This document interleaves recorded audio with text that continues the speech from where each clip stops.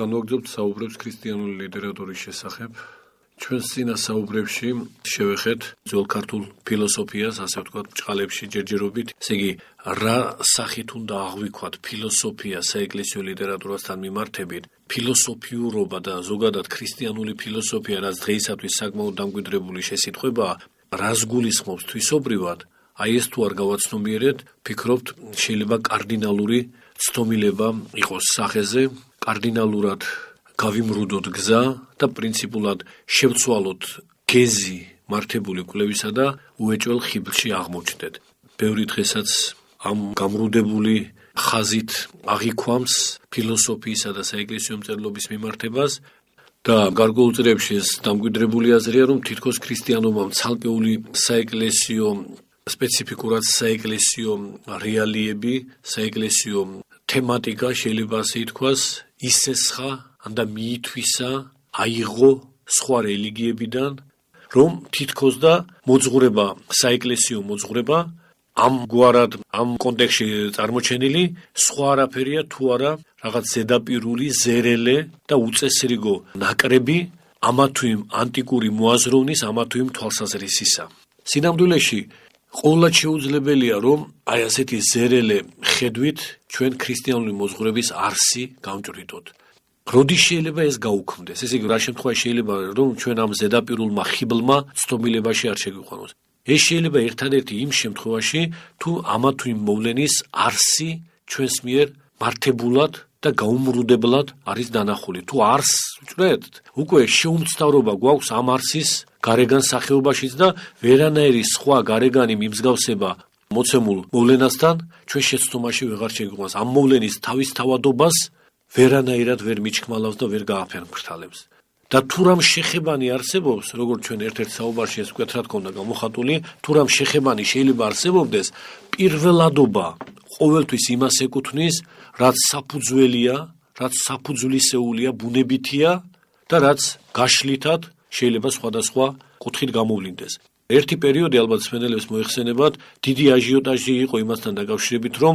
თურმე აღმოჩნდაო ბიბლიურ თხრობათა უმრავლესობის პარალელები შუმერულ აქადურ მითოლოგიაში და ამით თითქოს ის დადასტურდაო, რომ ეს ბიბლიური თხრობანიც მსგავსი რაღაც მითოლოგიური გადმოცემები ყოფილა უსისტემოდ ჩაწერილი სხვადასხვა დროს. არავინ დაფიქრებია იმ აზრს, რომ არათუ გარედან დაუშვათ იმ მითოლოგიიდან მოხდა შერწევა ამ ცალკეული თხრობებისა ბიბლიის სიახში, არამედ პირიქით ბიბლიური თხრობა განივრცოდა, განიჟონა კაცობრიობაში, იმიტომ რომ ეს ზოგადკაცობრიული სწავლებანია, ზოგადკაცობრიული მოვლენების ასახვაა, აქ ჭეშმარიტი სახით დაუნჯებული და ამის ანარეკლი მიფენილი მთელ კაცობრიობაზე, ვინც როგორ დაიტევდა და რა გონებითი დონითაც შეეძლო ამა თუ იმ ჭეშმარიტების აღქმა. მზე, როდესაც აშუქებს, რა თქმა უნდა, ვარსკვლავები ფერმკრთალდება, მთვარეც ფერმკრთალდება, ზოგჯერ მთვარე მაინც ჩანს და თქმა იმისა, რომ მთვარის სინათლეა მზეში არ ეკლილი, რაც მოგეხსენებათ კარდინალური ცდომილებაა, ამგვარადვე, როდესაც ჭეშმარიტება მზისებრ საფრთხო წერილში გაცხადებულია და ანარეკლისებრ მიფენილია სხვა მოძღვრებები და ის მოძღვრებები თვითფერმკრთალდებიან, მაგრამ ეს ანარეკლი მათშიც რაღაცნაირად იჩენს თავს, ამ ანარეკლისადმი მიკუთვნება პრინციპული მნიშვნელობისა სათავედ და დასაბამად ამ ანარეკლის წარმოსახვა და ამის საფუძველზე განმარტება და ამის საფუძველზე აღქმა იმ ჭეშმარიტების მზისა, რაც საფრთხო წერილშია, ჩვენს მიერ ზემოწარმოდგენილი ასტრონომიული მოვლენის მსგავსი ვითარებაა და იგივე ცდომილებაა, რაზეც უკვე საუბრობდით. და კვლავ ხაზს გაუსვამთ, ეს ცდომილება როდის წარმოჩნდება? როდესაც ამა თუ იმ მოვლენის არსი ჩვენთვის საცნაურია, ჩვენთვის საწვდომია. კვლავ აღნიშნავთ ამ შემთხვევაში, თუ კი საეკლესიო მოძღვრება სწორედ ესაა და მხოლოდ ესაა და ეკლესიურ წიაღს სხვა არანაირი ინტერესი არ აქვს, თუ არა მხოლოდ ამის წარმოჩენა და ამის ხარება და ამის უწყება კაცობრიობისათვის, რომ ღმერთი განკაცდა კაცობრიობის გამოსახსნელად და ჯოჯოხეთის ბჭეთა დასარღვევად, თუ ეს არის არსი, აი ამ სწავლებას რა პარალელი უნდა მოეძებნოს? რომელი დაუშვათ ოზირისის და იზიდას და სხვა მითოლოგიური თხრობების, სადაც ვითომც არის მკვდომა და აღდგომა და ასე შემდეგ, პარალელი გამოდგება ამ მოძღვრების მისაჩქმალად და დასაჭრდილად. თქვათ, რომელიღაც მითოლოგიურ თხრობაში მართლაც არის მკვდომა აღდგომა. და ეს ბუნების სიახშიცაა ზოგადად, მაგრამ განა ეს შეიძლება იყოს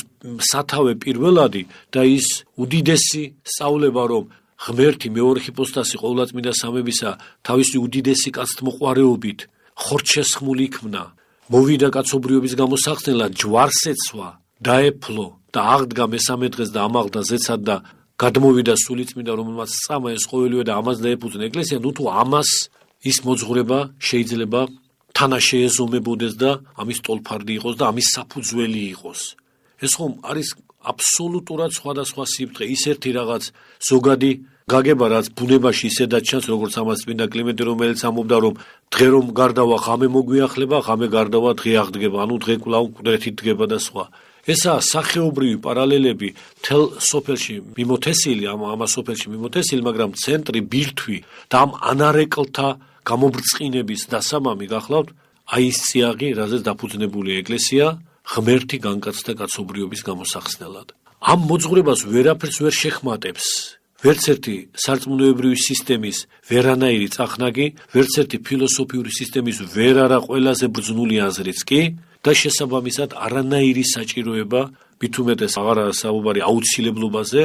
არ არსებობს ქრისტიანული მოძღვრების და ამ მოძღვრების ჩვენს მიერ უკვე რამდენჯერმე ხსენებული საფუძვლის რაიმეთი შემაგრებისა ხსენებულ გარეგან მოვლენათა, გარეგან თვალსაზრისთა, გარეგან შეხედულებათა თუ სარწმუნოებრივ რაღაც კონცეფტთა მიერ. თვითსრული, თვითკმარი და თავისთავადი მოძღვრება ეს ყოველივე და თავისთავადი, იმიტომ რომ ის არის გამოცხადებითი. გამოცხადებითი და ამავე დროს ხორცშესხმულად წარმოჩენილი ქმნილების წინაშე. ღმერთი ჭეშმარიტად ხორცშესხმული იქნა, მას ხელი შეახეს, მას ესაუბრებოდნენ, მას ემეტყველებოდნენ, ის ჯვარს აწვეს, მას ჭეშმარიტად გარდა მოხდა გვერდიდან სისხლი და წყალი, ჭეშმარიტად აღმოხდა მას სიტყვები, ხორციელი აღსასრული ჟამს, ჭეშმარიტად გარდა მოხსნეს ჯვრიდან, დაჰფლეს, სულით, კაცობრიობის სულით ჭეშმარიტად ჩავიდა ჯოჯოხეთში და მესამე დღეს ძლევამოსილად ჭეშმარიტად აღდგა სამარიდან და ამაღლდა ზეცად. ესე იგი, ეს რომ ჭეშმარიტება თანდათანობით კაცობრიობის მთელ განფენილობაში დღესდღეობით ამაზე უკვე აღარავინ არ დაობს არც ერთი ოდნავ გონება გახსნილი და ოდნავ მაინც მეცნიერული ობიექტურობის მქონე პიროვნება კვლევარი გნებავთ და თუ ეს საყოველთაო დღესდღეობით ჩვენ შეგვიძლია ვთქვათ, რომ მიღებულია, აქედან გამომდინარე, განა აბსოლუტურად არ უქმდება ნებისმიერი თვალსაზრისი იმის შესახებ, რომ ქრისტიანულმა მოძღვრებამ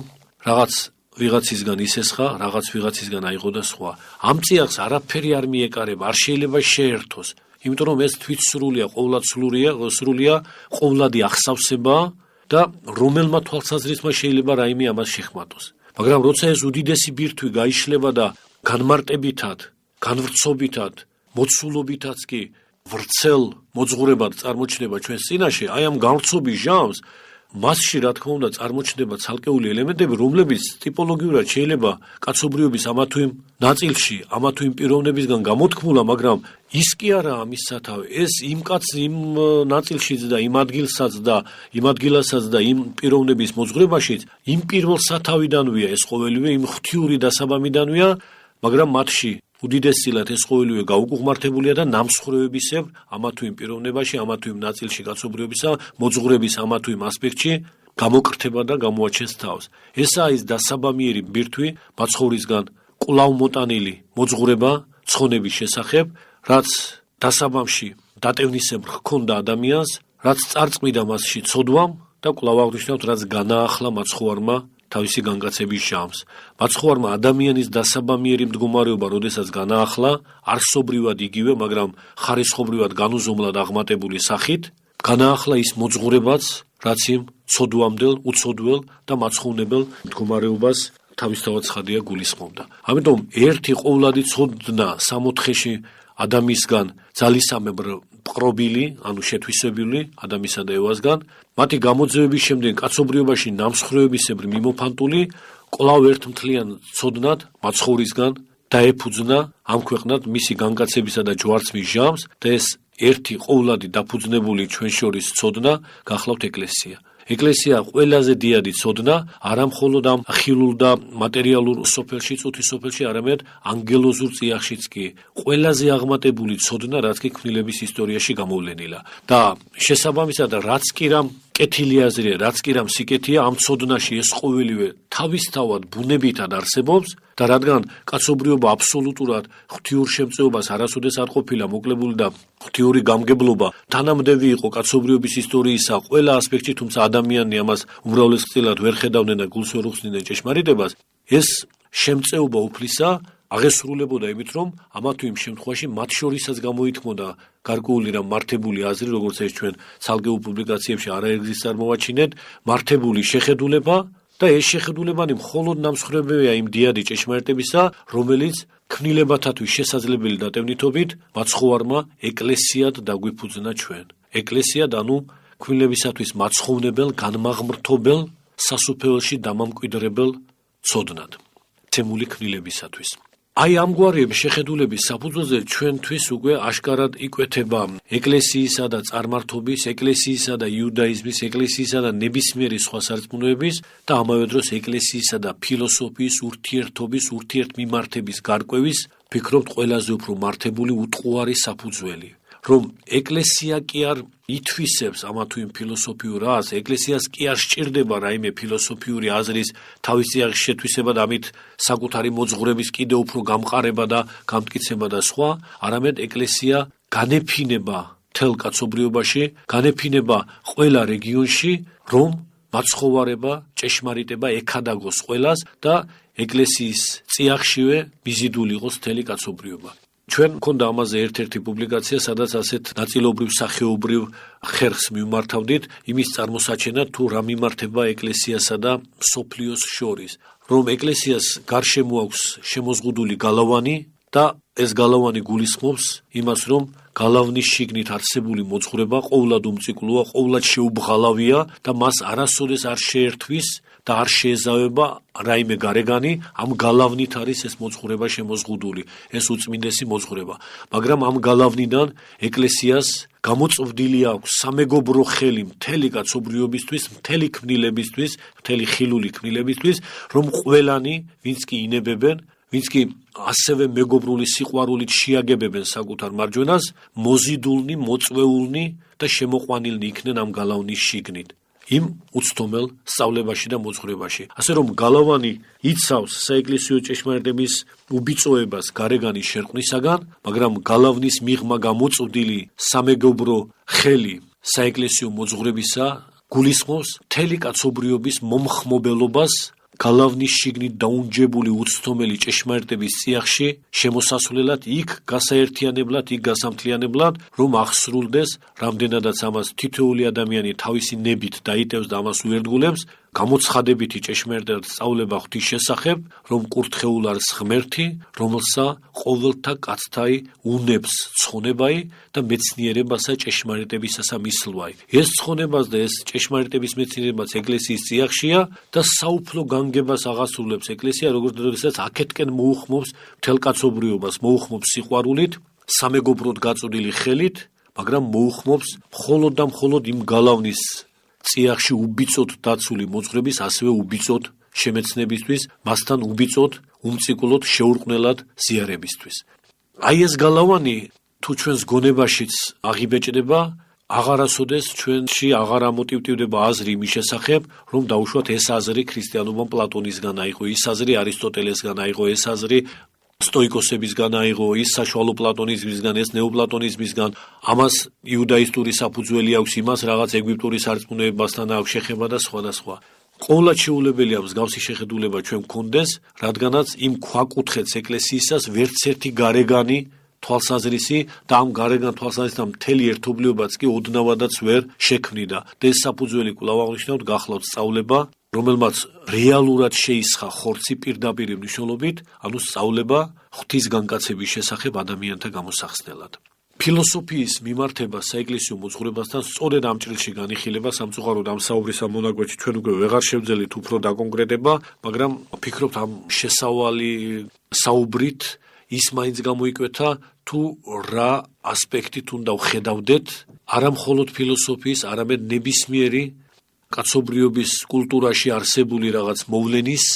მიმართებას საეკლესიო მოძღვრებისადმი, რომ ეს მიმართება საეკლესიო მოძღვრებისადმი გულისხმობს მხოლოდ და მხოლოდ საეკლესიო მოძღვრებისგან მომწოდებლობას ცხონებისკენ, უბიწო ჭეშმარიტებაში შემოსვლისკენ, კაცობრიობის ნებისმიერი ნაწილისა, ყველა ადამიანისა და ამ ადამიანთა განძარცვას აქამდე პყრობილი, ცდომილი აზრებისგან, მათი გონების სრულ განწმენდას და თუ რამ ღირსეული აზრი, ღირსეული სწავლება, მარცვალი ჭეშმარიტებისა მათ აქამდეც ჰქონდათ, ამ ყოველივეთი ამ ღირსებებით ურთ ბუნებით ღირსებაში, ბუნებით სიღირსეში, ბუნებით პატივში, საეკლესიო მოძღვრების გალავნის წიაღში შემოსასვლელად. ჩვენ დროებით აქ შევჩერდებით, მადლობთ ყურადღებისათვის.